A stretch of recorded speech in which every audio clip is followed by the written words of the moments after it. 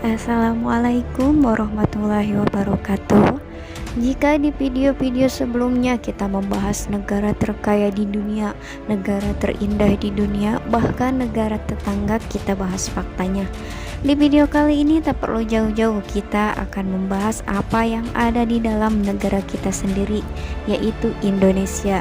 Apalagi sekarang Indonesia tengah disorot oleh dunia karena menjadi tuan rumah dari kegiatan G20. Sejumlah kepala negara dan kepala pemerintah berkumpul di Bali, Indonesia untuk menghadiri konferensi tingkat tinggi atau KTT G20. Indonesia yang menjadi presidensi G20 menggelar hajatan itu sepanjang tahun dan mencapai puncaknya di KTT G20 yang berlangsung dari tanggal 10 hingga 17 November 2022 kemarin. Jika pada tahun 2021 lalu Italia menjadi tuan rumah penyelenggaraan G20, di tahun 2022 ini giliran Indonesia yang memegang tongkat estafet presidensi dengan mengusung tema Recover Together, Recover Stronger. Dan yang tak kalah menarik adalah Indonesia menjadi negara berkembang pertama dan satu-satunya di ASEAN yang menjadi anggota G20 yang memegang presidensi forum internasional ini. Dan jika dari kalian ada yang masih bertanya apa sih itu G20, apa sih manfaatnya untuk Indonesia, apa sih peran Indonesia dalam kegiatan tersebut, simak video ini sampai beres, jangan di skip agar tidak gagal paham. Yang pertama akan kita bahas yaitu apa itu G20. G20 adalah forum kerjasama multilateral yang terdiri dari 19 negara utama dan Uni Eropa. G20 mempresentasikan lebih dari 60% populasi bumi, 75% perdagangan global, dan 80% PDB dunia. G20 itu sendiri dibentuk pada tahun 1999 atas inisiasi anggota G7. G20 merangkul negara maju dan berkembang untuk bersama-sama mengatasi krisis, utamanya yang melanda Asia, Rusia, dan Amerika Latin.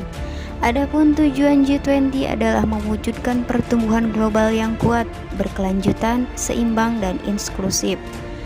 G20 pada awalnya merupakan pertemuan Menteri Keuangan dan Gubernur Bank Sentral.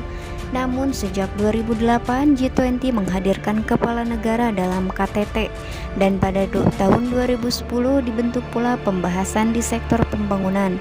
Sejak saat itu G20 terdiri atas jalur keuangan dan jalur Sherpa. Lantas jika ada yang bertanya apa saja peran nyata G20, yang pertama, penanganan krisis keuangan global 2008, yang kedua kebijakan pajak, yang ketiga kontribusi dalam penanganan pandemi COVID-19, dan masih ada beberapa isu internasional lainnya termasuk perdagangan, iklim, dan pembangunan. Pada 2016 diterapkan prinsip-prinsip kolektif terkait investasi internasional. Kemudian apa keterlibatan dan peran Indonesia di G20? Indonesia sudah bergabung sejak awal dibentuknya forum G20. Indonesia sendiri telah menunjukkan eksistensinya lewat peran serta keterlibatan dalam penerapan hasil pertemuan G20. Tak hanya itu, Indonesia juga berperan dalam mengajukan beberapa inisiatif. Di antaranya adalah Global Expeditor Support Fund, yang merupakan peran Indonesia dalam mendukung negara berkembang dalam hal mengamankan anggaran nasional dalam krisis likuiditas.